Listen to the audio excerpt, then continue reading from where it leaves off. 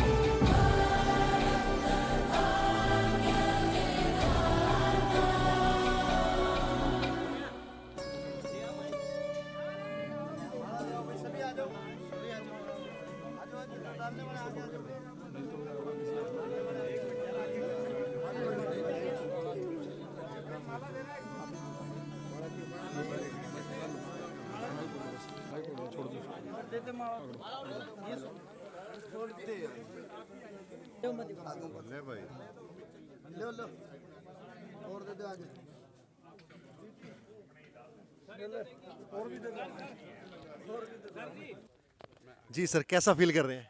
जी sir, कैसा feel कर रहे हैं आप? पहली बार हिसार के लिए बड़ा हर्ष का और उत्साह का और इससे ज़्यादा सम्मान की बात कोई नहीं हो सकती है। आपके मुंह से सुनना चाहिए हिसार के हर इंसान की कैसा फीलिंग है। हर किसी को वैसी फीलिंग आने वाली है। बड़ा मुश्किल है शब्दों में बयान करना। एक सपना, और वो भी हिसार को इंटरनेशनल हवाई अड्डे का बनाने का सपना, और उसका पहला चरण आज पूरा हुआ। यहाँ से फ़्लाइट उड़ी भी, और उड़ने में माननीय मुख्यमंत्री जी और हमारे यहाँ के सांसद चौधरी विजेंद्र सिंह जी हमारे साथ थे, और स्पाइस जेट के मंजीव सिंह जी भी थे। और बहुत बढ़िया फ़्लाइट यहाँ से चंडीगढ़ उतरी, और चंडीगढ़ से पहली फ़्लाइट जो यहाँ लैंड किया, हमारे साथ हमारे 5 बंधु हैं, और उन सब के साथ भी हमने बहुत अच्छा एंजॉय किया इसको, फ़्लाइट को। और ये हिसार के लिए मैं तो क्या कहूँ कि शब्द नहीं है मेरे पास। और मुझे फ़्लाइट में ये पता लगा कि अभी तक तो मैं ये कहता था कि हिसार का हवाई अड्डा हिंदुस्तान का सबसे बड़ा हवाई अड्डा होगा, लेकिन मुझे जानकारी मिली कि ये तो एशिया का सबसे बड़ा हवाई अड्डा होगा। 7300 एकड़ ज़मीन किसी भी हवाई अड्डे के पास नहीं है। आज हमारे हवाई जहाज़ मेंटेनेंस, रिपेयर और ओवरहालिंग के लिए या तो सिंगापुर जाते हैं या दुबई जाते हैं।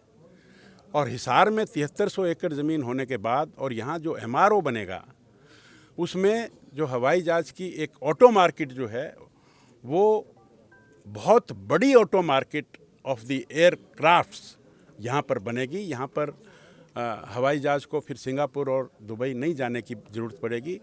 और यहाँ पर FTO फ्लाइंग ट्रेनिंग ऑफिसर्स का जो 100 सीट्स का जो एक बहुत अच्छा प्रोजेक्ट हरियाणा सरकार ने किया, और उसमें भी 10% लोग जो हैं वो हरियाणा के होंगे, और बाकियों के लिए भी जो फीस होगी वो 50% हरियाणा सरकार देगी। इनकी फ़ीस भी काफ़ी होती है, तो वो फीस में भी 50% की रिबेट हरियाणा सरकार देगी। ये एक बहुत बड़ी बात है, बहुत बड़ी बात है।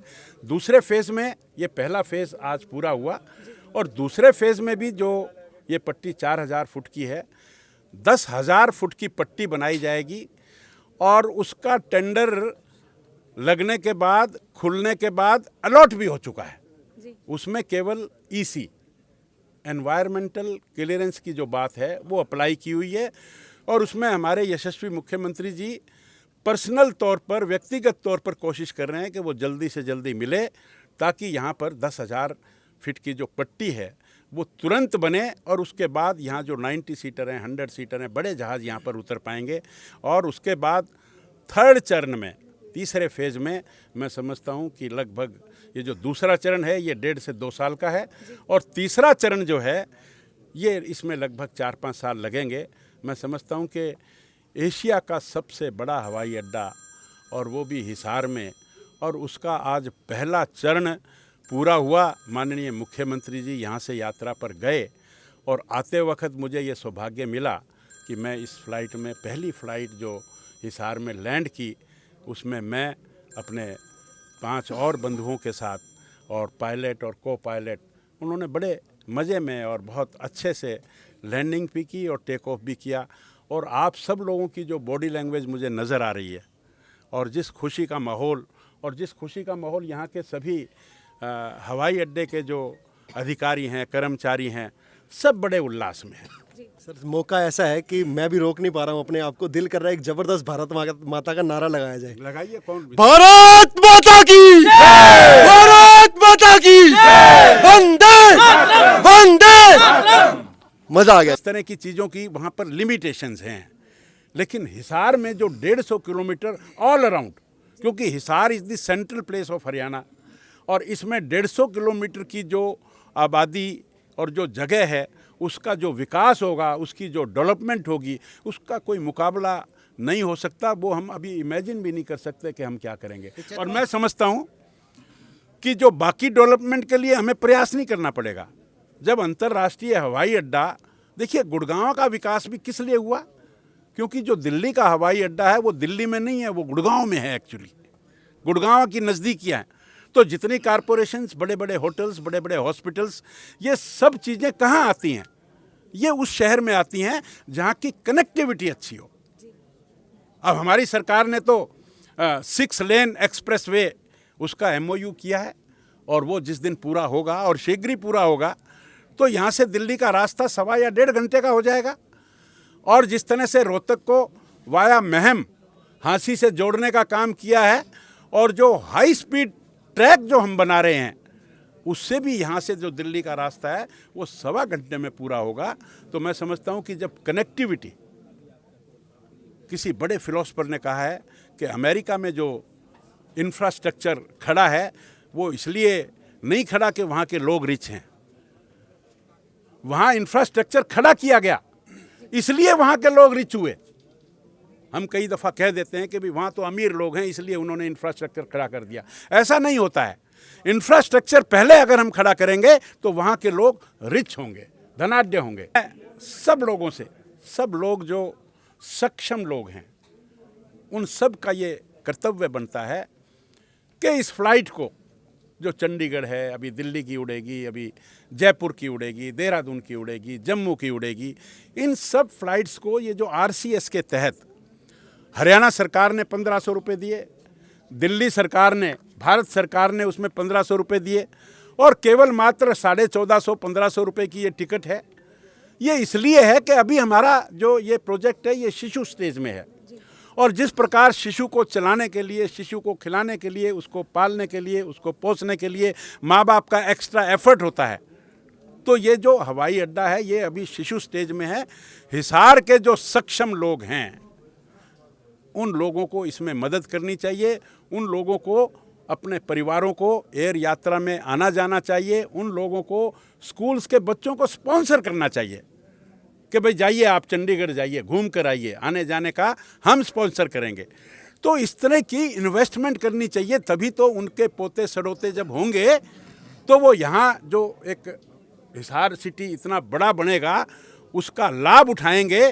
तो उसमें अपने को पानी डालना चाहिए, अपने को ये प्रोजेक्ट वायबल बनाना चाहिए। और मैं पत्रकार बंधुओं से भी ये प्रार्थना करता हूँ कि कोई भी काम शुरू करते हैं तो उसमें कई दफ़ा कुछ खामियां भी आ जाती हैं, लेकिन उनका भी ये कर्तव्य बनता है कि इस तरह के प्रोजेक्ट को सफलता मिले, वायबिलिटी मिले। कई दफ़ा कुछ कमियां रह जाती हैं, हम उन कमियों को अगर प्रसारित करेंगे और अगर उनके प्रसारित करने से वो प्रोजेक्ट फेल हुआ तो इनका दोष पत्रकार भाइयों को भी आएगा। मेरी उनसे भी निवेदन है कि वो इस प्रोजेक्ट को फलने फूलने में सहायता करें। गेरा, हम लोगों ने आपको दिखाया कि आज पहली बार हिसार के अंदर फ्लाइट आई। कमल गुप्ता जी उसके अपने 3-4 साथियों के साथ थे और यहाँ पर पहली बार आए। बड़ा जोश फरोश था सभी लोगों के अंदर। सभी लोगों ने सभी बड़े जितने भी नेता हैं हिसार के अंदर, सभी लोगों ने उनका बड़े ही जोश फरोश से स्वागत किया। हम आपको दिखा रहे हैं हिसार का ये एयरपोर्ट का बाहरी नज़ारा।